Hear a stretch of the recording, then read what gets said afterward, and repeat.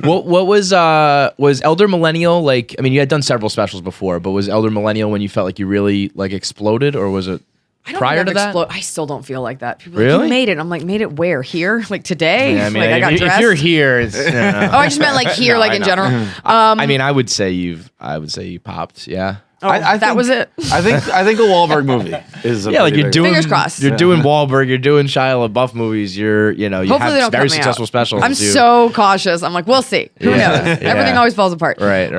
Elder Millennial, I think, I feel like it's a steady build. I mean, I've had so many Netflix specials, and it's been a steady build, and with ticket sales and audiences and the reach. So, a couple years ago, could I have done a show in Malaysia like I just did? No. Could you go get invited to Russia? Could you tour all these places that are just now doing stand-up?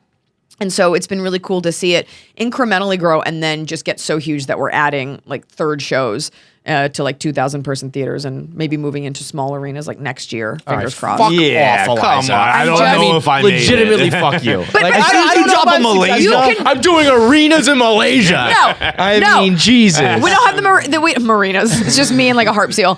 We don't have. I'm like, why is no one answering?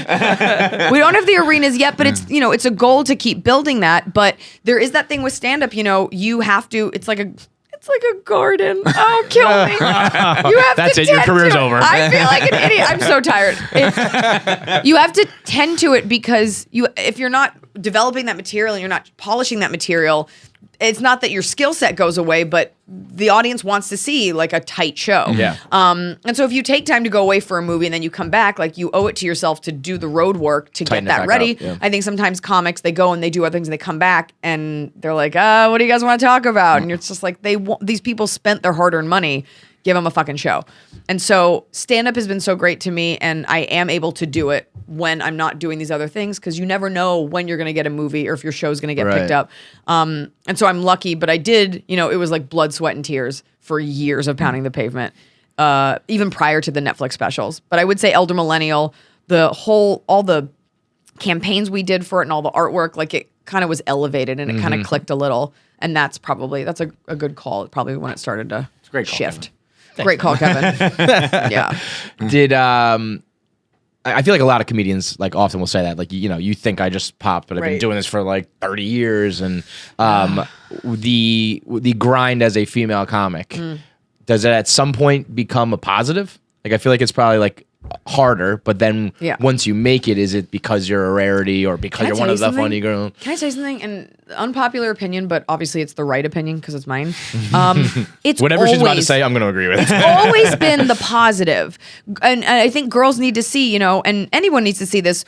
When you are the minority on a show, whatever, and so in this case, it would be a woman, like when there's usually like a girl on the lineup, that is your chance. People, if they don't know who you are, which they didn't for many years, they're like, ugh, what's this? Or let's see what she has to say.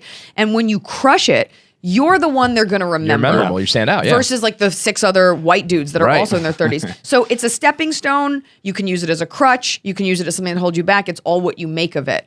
I'm not saying that it doesn't exist, like rampant sexism and people being terrible, and it's less and less now. Now, it's never been easier or better for people that are other, right, to be comics. And I will say that because I was headlining at like 26, I skipped a lot of the like muck and mire that a lot of women have to go through where you're opening for someone who's not cool or you're getting shit on, because I was just by myself traveling the country. And I never had a club owner that was disrespectful or anything like that.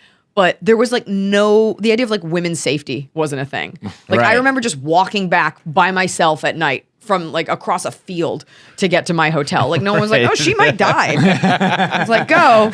And it's a bigger conversation now, but women like me and the ones that came before me have made it so that it's a little bit easier for the ones that are doing it now. So go forth and be good.